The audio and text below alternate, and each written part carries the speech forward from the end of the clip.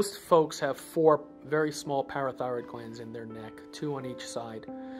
They're somewhat variable in their location, and surprisingly somewhat variable in number as well.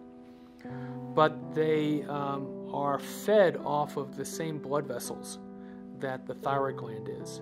And oftentimes in the process of removing the thyroid gland, the blood vessels that feed the parathyroids cannot be identified and preserved.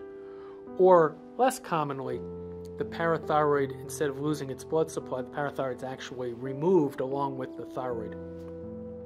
And if you lose enough or too much parathyroid tissue, you can end up with a condition we call hypoparathyroidism, which means inadequate parathyroid function. That can cause calcium levels to drop down quite low, and we have to treat those patients oftentimes with high doses of calcium, with an activated form of vitamin D so that they can absorb that calcium into their system.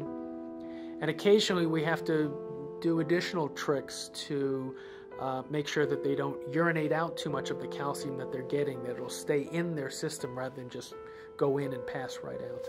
This is a chronic problem that patients can have. Now, the skilled surgeon, if they're able to identify during surgery that a parathyroid has lost its blood supply or it's been taken out inadvertently, they can generally take that little parathyroid, slice it into small pieces, make a little pocket in one of the muscles in the neck, and literally reimplant the parathyroid tissue. And over the span of a few months, most of the time, that will take root and help the patient at least minimize the severity of their hypoparathyroidism, or completely fix it. But they still temporarily may have this problem.